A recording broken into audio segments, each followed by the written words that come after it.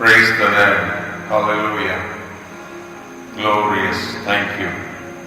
இந்த நல்ல காலவழிக்காக நம் ஆண்டவரை துதித்து அவரை மகிமைப்படுத்தும். கடந்த நாட்கள் முழுவதும் நம்மை பாதுகாத்து வழிநடத்தி கர்த்தர் இன்று காலைகளிலே அவருடைய சமூகத்தில் நம்மை கொண்டு வந்திருக்கிறார். அதிகாலை ஜெபம் என்பது தேவனை தரிசிக்கின்ற, தேவனை மகிமைப்படுத்துகிற, தேவனோடு இணைகிற இந்த ஜெபம். தேவன் இந்த நல்ல ஜெபங்களை தேவனம் கொடுத்திருக்கிறார். இந்த காலங்களில் எல்லாரும் அங்கங்கே குடும்பங்களாக பிள்ளைகளாக கூடியிருக்கிற நாம் அனைவரும் ஆண்டவருக்கு நல்ல நன்றிகளை செலுத்தி துதிகளை ஏறெடுத்து ஸ்தோத்திரங்களை ஏறெடுத்து அவருக்கு மகிமை செலுத்துவோம். ஹல்லேலூயா. ஓ, இதுவரை நடத்தினவர் இன்னும் நம்மை நடத்துவார். ஆச்சரியமாய் நம்மை நடத்துவார். அவர் அற்புதமாய் நம்மை நடத்துவார். எல்லா இந்த காலங்களில் இயேசு கிறிஸ்துவின் ரத்தத்தை நினைத்து அவருக்கு நன்றிகளை செலுத்துவோம். உடைய வல்லமுள்ள ரத்தத்துக்காக நன்றி. உடைய மகிமையுள்ள உடைய நாமம், வல்லமுள்ள நாமத்தை நினைத்து இந்த காலங்களிலே நாங்கள் உண்மை ஸ்தோத்திரிக்கிறோம், நன்றி செலுத்துகிறோம், நன்றி செலுத்துகிறோம், நன்றி செலுத்துகிறோம். இந்த காலங்களில் பரிசுத்த ஆவியானவருடைய பிரசன்னம் இயேசு கிறிஸ்துவின் நாமத்தினாலே நம் நடுவே அசைவாடும்படியாக we need your presence this morning. இந்த காலங்களிலே உங்களுடைய பிரசன்னத்தினால் எங்களை நிரப்பும் நிரப்பும் நிரப்பும். இந்த காலங்களில் ஜெப வேளையில் பாடல்கள், துதிகள், ஸ்தோத்திரங்கள் எல்லாம் உமக்கு பிரதியாக இருப்பதாக, உமக்கு ஏற்றதாக இருப்பதாக. எங்கள் பாடல் மூலம், ஆராதனைகள் மூலம் நீர் மகிமைப்படுகிறார். உடைய நாமம் மகிமைப்படுவதாக, உடைய வல்லமுள்ள நாமம் உயர்த்தப்படுவதாக. ஆமென். ஹல்லேலூயா. மகிமை மகிமை மகிமை. ஸ்தோத்திரம் ஸ்தோத்திரம். பாதுகாத்தீரே ஸ்தோத்திரம், வழிநடத்தினரே ஸ்தோத்திரம், கூட இருந்தீரே ஸ்தோத்திரம். ஆமென். இந்த நாளை நீர் ஆசீர்வதி. இந்த காலடைய ஜெபத்தினுடைய மகிமை, உடைய வல்லமை எங்களை நிரப்புவதாக நிரப்புவதாக. இதோடு நீர் இடைபடும் இடைபடும். ஆமென். எல்லாரும் பாடலை பாடி கர்த்தரை நாம் ஆராதிப்போம். போற்றுவோமே எம் தேவரீரே என்று இந்த காலங்களிலே நாம் பாடி ஆண்டவரை மகிமைப்படுத்துவோம். போற்றுவோமே போற்றுவோமே எம் தேவரீரே, இவ்வேளையிலே நன்றி உடனே எம் தேவரீரே, இவ்வேளையிலே நன்றி உடனே. போற்றுவோமே உங்கள் இயேசுவை, தூய உமக்கே துதிகள் சாற்றிடுவே. உங்கள் இயேசுவை, தூய உமக்கே துதிகள் சாற்றிடுவே. மங்க புகழோ மகிழ்ந்து போற்றி என்றும் துதித்திடுவே. மங்க புகழோ மகிழ்ந்து போற்றி துதித்திடுவே. கந்தோகரை மொழி மங்கீராமரே தங்கீர பாடுவோம். மொழி மங்கீராமரே தங்கீர போற்றுவோமே போற்றுவோமே எம் தேவரீரே, இவ்வேளையிலே எம் தேவரீரே, இவ்வேளையிலே ஆழ்ந்த செத்தியில்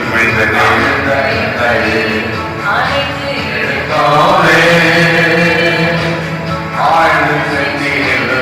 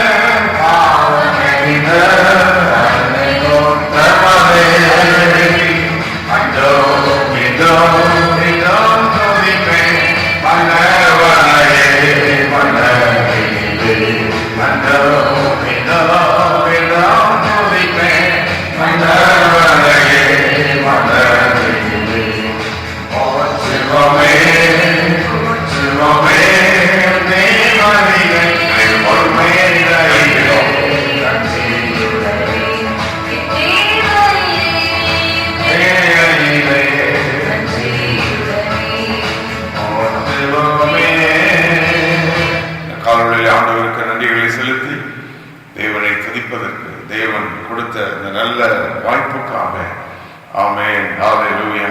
இந்த காலவெளியை துதிப்பதற்கு நீர் எங்களுக்கு கொடுத்த இந்த நல்ல வாய்ப்புக்காக நாங்கள் உம்மை ஸ்தோத்திரிக்கிறோம். ஹல்லேலூயா. நன்றி செலுத்துகிறோம்.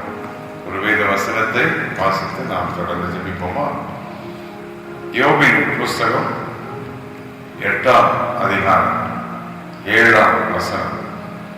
துவக்கம் அற்பமாய் இருந்தாலும் முடிவு சம்பூர்ணமாய் இருக்கும் என்று நாம் அங்கே பார்க்கிறோம். துவக்கம் அற்பமாய் இருந்தால் முடிவு சம்பூர்ணமாய் இருக்கும்.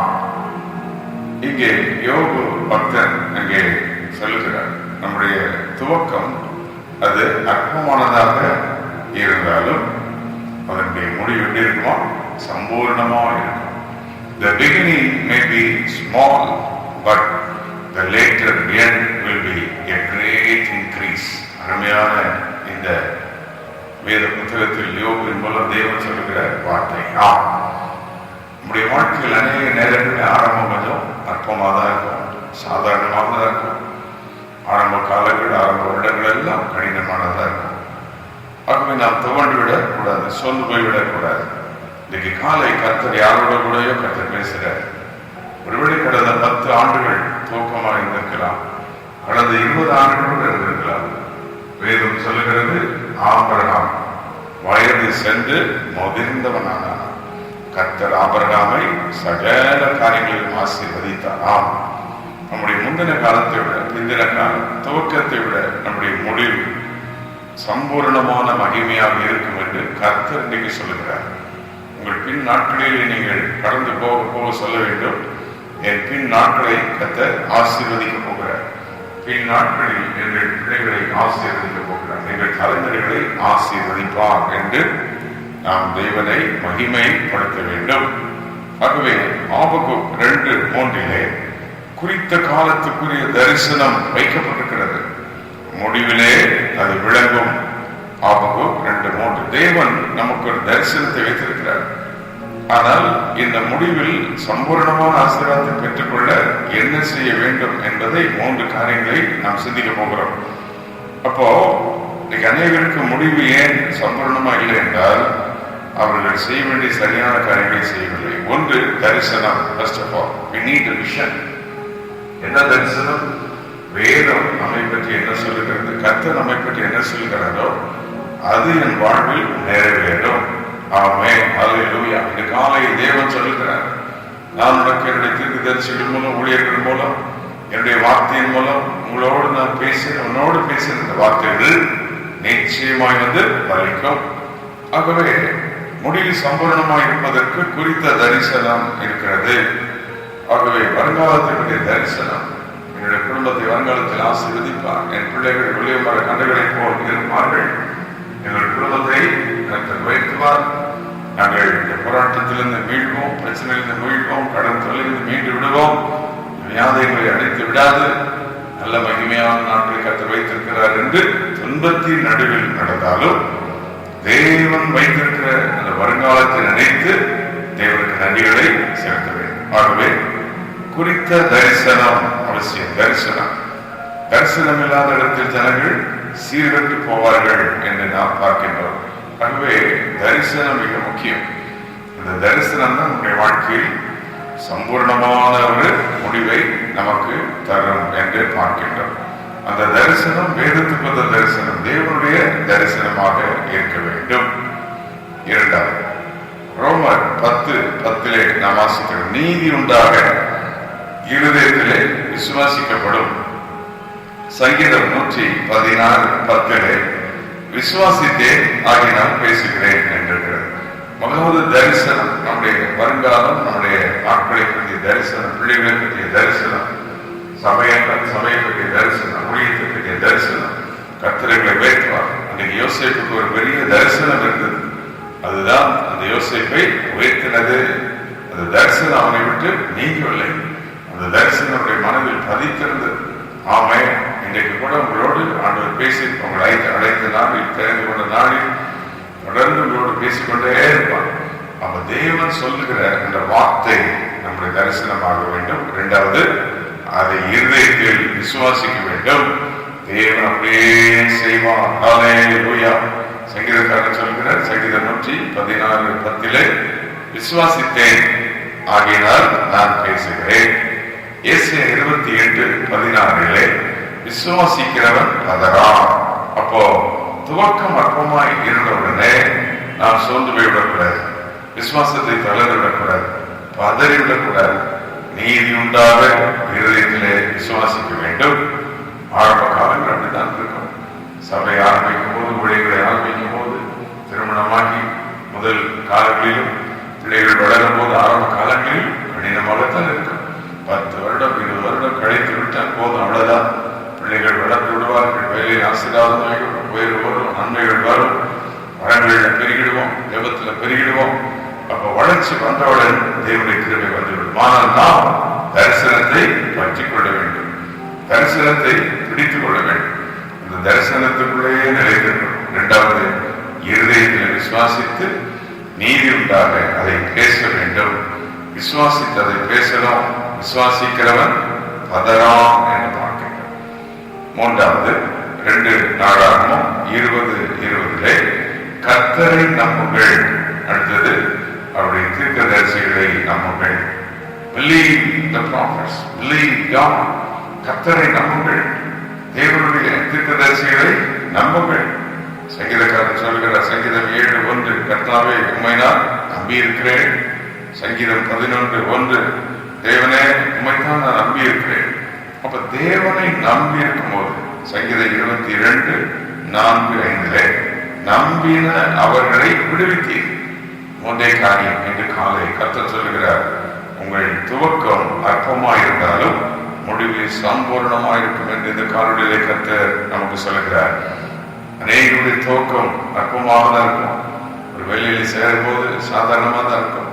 குடும்ப வாழ்க்கையில் பிரவேசிக்கும் போது கடினமாக தான் தெரியும். அது 10 வருஷம் கூட இருக்கும், 15 வருஷம் கூட இருக்கும். ஆனால் பின் நாட்கள்ல கைவித்தி ஸ்தோத்திரம் பண்ணி ஒரு பெரிய மகிமை கர்த்தர் வைத்திருக்கிறார். என் குடும்பம் ஒரு நல்ல எதிர்காலத்தை சந்திக்கும், எங்கள் சபை நல்ல ஒரு எதிர்காலத்தை சந்திக்கும். நீங்கள் பார்த்தீர்கள் என்றால் கர்த்தருடைய பிள்ளைகள், நீதிமான்கள், சாதாரணமாக ஆரம்பித்த எல்லாரையுமே மகிமையான ஆசீர்வதித்திருக்கிறார். யாக்கோபு சொல்கிறார், கோலோடு ஒரு தடியோடு போனேன், பரிமாணங்களோடு என்னை ஆசீர்வதித்திருக்கிறார். வேதத்தில் பக்தர்கள் எல்லாம் சாட்சி அப்படிதான். அங்கே தாவீதை கேட்ட ஆடுகளின் பின்னாலே சென்று என்னை ராஜாவாக மாற்றினார். கரங்களை வைத்து ஸ்தோத்திரிக்க முடிந்த அத்தனை பேரும் இன்று காலை கர்த்தரை ஸ்தோத்திரிப்போம். தேவன் சொல்கிறார், உங்கள் துவக்கம் அற்பமாயிருக்கும், ஆனால் உங்களுடைய முடிவு சம்பூர்ணமாயிருக்கும். ஆமென், ஹல்லேலூயா. நாட்கள் செல்ல செல்ல தேவன் உங்களுடைய கிருபை பாராட்டுவார், உயர்த்துவார். வீடுகளை கட்டி முடிப்பீர்கள், பிள்ளைகளை வளர்ப்பீர்கள், தேவனை ஆராதிப்பீர்கள், கரங்களால் நிரப்பப்படுவீர்கள், செவ்வாயினால் நிரப்பப்படுவீர்கள். உங்களுடைய விண்ணப்பங்கள் எல்லாம் கர்த்தர் கேட்பார், எல்லாவற்றுக்கும் பதில் தருவார். தேவன் சொன்னபடியே உங்கள் குடும்பத்தை நிறைவேற்றி முடித்து குடும்பத்தை ஆசீர்வதிப்பார் என்று காலை கர்த்தர் சொல்கிறார். துவக்கம் அற்பமாய் இருந்தாலும் முடிவு எப்படி இருக்கும்? சம்பூர்ணமாய் இருக்கும். ஆமென், ஹல்லேலூயா. Oh, the beginning may be small, the beginning may be small, but the later end will be great increase. மிகவும் பெருக்கம், அந்த மூல முடிவில் மிகவும் பெருக்கமாய் கைவிதிக்கிறதை தோற்றமடைந்து காணவில்லை. இத்தனை ஆண்டுகளாகியும் உயரவில்லையே, இத்தனை ஆண்டுகளாகியும் பிள்ளைகள் இன்னும் சரியா படிக்கலையே, இத்தனை ஆண்டுகளாகியும் வேலை கிடைக்கலையே, உயரலையே, ஒரு வீட்டை கட்ட முடியவில்லை, இடத்தை வாங்க முடியவில்லை, உயர்வை எடுக்க முடியவில்லை, ஒரு நன்மையும் இல்லையே, இத்தனை ஆண்டுகளாகியும் திருச்சபை வளரவில்லை, ஆத்மாக்கள் இல்லையே, பெருக முடியவில்லையே. இங்கு இருக்கிற உங்களுக்கு இன்று காலை கர்த்தருடைய வார்த்தை வருகிறது. அற்பமான துவக்கம். You started with a small thing. ஆனால் என்னுடைய நாமத்தில் ஆரம்பித்திருக்கிறேன், என்னுடைய தரிசனத்தில் ஆரம்பித்தபடியினால், என்னுடைய வார்த்தை நிமித்தன காரியங்களை செய்து கொண்டிருக்கிறேன் அப்படின்னால், நானே உங்களை ஆசீர்வதிக்கிறேன், நானே உங்கள் வருங்காலங்களை பெருகை செய்வேன். ஆனால் உங்கள் தரிசனத்தை இழந்து விடாதீர்கள். 3 காரியங்கள். 1, குறித்த காலத்துக்குரிய தரிசனம் வைக்கப்பட்டிருக்கிறது. ஆகமம் 2:3. 2வது ரோமர் 10:10, நீதி உண்டாக இருதயத்தில் விசுவாசிக்க வேண்டும். சங்கீதம் 116 வாசித்தது போல விசுவாசித்து பேச வேண்டும். கர்த்தரை வைத்துவார். தேவன் இருக்கிறார், கர்த்தர்களை ஆசீர்வதிப்பார். அநேகருக்கு நான் ஆசீர்வாதமாக இருப்பேன். தேவன் என்னை வரங்களினால் நிரப்புவார், கனிகளினால் என்னை நிரப்புவார், ஜெபாவினால் நிரப்புவார் என்று விசுவாச வார்த்தைகளை பேச வேண்டும். பிறகு 2 நாள் இறுதியில் வாசித்தது போல கர்த்தரை நம்ப வேண்டும். நம்பிக்கை என்பது என்ன? ஜெபத்துல விட ஜெபம் பண்ணும் போதே அப்படி நம்பி ஜெபிக்க வேண்டும். ஆகவே இந்த விசுவாசம் கர்த்தர் செய்து முடித்து விட்டார். He completed. சிலுவையிலே நமக்காக இயேசு இரத்தத்தை சிந்தி எல்லாவற்றையும் முடித்து வைத்திருக்கிறார். நாம் ஜெபித்து விசுவாசித்து தேவனுடைய வார்த்தைகளை சுதந்திரித்து கொள்ள வேண்டும். அவ்வளவுதான். நம்பின அவர்களை விடுவிக்கிறார். சங்கீதம் 31:19 வாசிக்கிறோம். உம்மை நம்புபவர்களுக்கு நீர் உண்டு பண்ணி வைத்திருக்கிறவைகள் ஓ எவ்வளவு பெரியவைகள். ஆமென், ஹல்லேலூயா. ஓ தேங்க்யூ. நீதிமொழிகள் 3:26 கர்த்தரே நம்பிக்கையா இருக்கும் போது என்றது. கர்த்தரை நம்பிக்கையா இருக்கும் போது. நீதிமொழிகள் 16:20 கர்த்தரை நம்புகிறவர் பாக்கியவான். ஆகவே கர்த்தரை நம்புகிறவரை கர்த்தர் அறிந்திருக்கிறார். ஆமென். 1 தீமோத்தேயு 4:10 ஜீவனுள்ள தேவன் மேல் நம்பிக்கை. இந்த கரங்களை வைத்து இந்த காணொளியை கர்த்தரை ஸ்தோத்திரம் பண்ணுவோம். யாராவது நம்பிக்கை இழந்து சோர்ந்து போய் இருக்கிற யாரா இருந்தாலும், சிறு பிள்ளைகளோ வாலிபர்களோ, திருமணமாகி அவருடைய இத்தனை ஆண்டுகள் ஆகிவிட்டது, சபையுடைய மாதங்கள் இத்தனை நாட்கள் ஆகிவிட்டது என்று சொந்த பண்ணுகிறோ, எபிரேயர் 3:14 ஆரம்பத்தில் கொண்ட நம்பிக்கையை முடிவு வரை பற்றிக் கொள்வோம். தேவன் நம்மை சம்பூர்ணமாய் ஆசீர்வதிப்பார். ஆமென். இந்த காலை இந்த வார்த்தையின்படியே தேவன் செய்ய வல்லவர். இந்த வார்த்தையின்படியே செய்வாராக. இருக்கிற இடங்களில் கரங்களை வைத்து ஆண்டவருக்கு நன்றிகளை செலுத்தி ஹல்லேலூயா. துவக்கம் அற்பமாய் இருந்தார், முடிவு சம்பூர்ணமாய் இருக்கும். The later end will be glorious. ஆமென். மகிமையான எதிர்காலத்தை தேவன் வைத்திருக்கிற குடும்பங்களுக்கு, திருச்சபைக்கு நாமோ கர்த்தரை நம்புவோம். தேவனுடைய வார்த்தையை நெற்றில் படுவோம். குறித்த காலத்துக்கு இந்த தரிசனம் வைக்கப்பட்டிருக்கிறது. அந்த தரிசனத்தை விடாதிருப்போம். கர்த்தர் அதேபடியே நமக்கு செய்து முடிப்போம். எல்லாரும் கர்த்தரை ஸ்தோத்திரம் பண்ணுவோம். கேசுத்தி ஆண்டவருக்கு நன்றிகளை செலுத்தி கர்த்தர் இந்த காணொளியிலே சொல்லுகிறார், இதுவரை உன்னை நடத்தினேன் அல்லவா, இதுவரை உன்னை தாங்கினேன், இன்னும் என்னை தாங்குவேன், வழி நடத்துவேன், உயர்த்துவேன். ஆமென். நீ அறியாத நன்மைகளை எனக்கு கொடுத்தேன். இந்த வேலைகள் எல்லாம் சொந்தரிப்பாய் நீ அறியாமல் இருந்தவர்களுக்கு கொடுத்தேன். உன் பிள்ளைகளை உயர்த்தினேன், சரீர சுகத்தை கொடுத்தேன். அதே சர்வவல்லமை உள்ள தேவன். ஆமென். ஷர்லபாலபாலபா. கர்த்தர் சொல்லுகிறார், நான் செய்ய வல்லவர், நான் சர்வ வல்லமுள்ள தேவன், நம்புகிறவர்களை விடுவிக்கிற தேவன் அல்லவா. ஆமென். நம்புகிறவர்களுடைய கிருபை சூழ்ந்து கொள்ளும். நம்புகிறவர்களுக்கு என் நம்பிக்கை, என்னுடைய நன்மை உண்டு, என்னுடைய பாக்கியம் உண்டு என்ற காரணத்தை கர்த்தர் சொல்லுகிறார். கை வைத்து ஆரம்பத்தில் கொண்ட நம்பிக்கையை எபிரேயர் 3:14 முடிவு வரைக்கும் நாங்கள் வைத்திருப்போம். நம்பிக்கை விடாதிருப்போம். ஜெயத்தை பார்ப்போம், உயர்வை பார்ப்போம், நன்மைகளை பார்ப்போம், உங்கள் பிள்ளைகள் உயர்கிறதை பார்ப்போம், சபையில் ஆத்மாக்களை ரட்சிக்கப்படுகிறதை பார்ப்போம். ஓ அந்தகாரங்கள் அடிக்கிறதை பார்ப்போம், சுகத்தை பார்ப்போம், பலனை பார்ப்போம், கிருபைகளை நாங்கள் பார்ப்போம். ஆமென். நீ அப்படியே செய்வதற்காக நன்றி. இந்த வார்த்தையின்படியே நீ செய்து விட்டதற்காக உமக்கு கோடான கோடி நன்றி. ஆமென். ஹல்லேலூயா. Thank you Lord. உம்மை நாங்கள் ஸ்தோத்திரிக்கிறோம். எல்லா குடும்பங்களுக்காக கர்த்தரை ஸ்தோத்திரம் பண்ணுவோம். இந்த காலையிலே நம்முடைய பிள்ளைகளுக்காக கர்த்தரை ஸ்தோத்திரம் பண்ணுவோம். நம்முடைய வேலைகளுக்காக கர்த்தரை ஸ்தோத்திரம் பண்ணுவோம். ஆமென். எல்லாவற்றையும் கர்த்தர் ஆசீர்வதித்து மகிமையாய் தேவன் மாற்றப் போகிறார். மகிமையான காரியங்களை செய்ய போகிறார். ஆண்டவரை பார்த்து, நீரே தஞ்சம், நீரே கோட்டை, நீர்தான் எனக்கு எல்லாம் ஆண்டவரே, நீரே உயர்த்துகிற தேவன் என்று ஆண்டவர் ஒரு நிமிடம் நாம் அவரை இந்த காலையிலே ஆராதிப்போம்.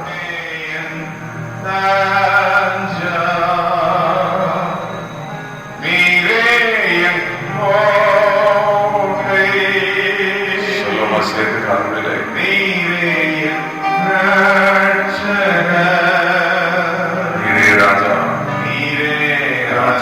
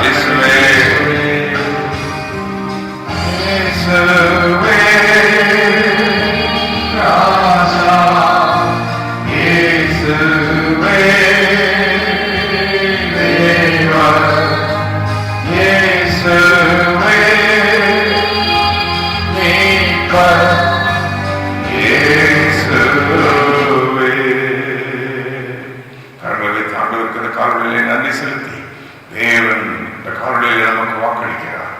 உன் துவக்கம் அற்பமாய் இருந்தார், உன் முடிவு சம்பூர்ணமாயிருக்கும்.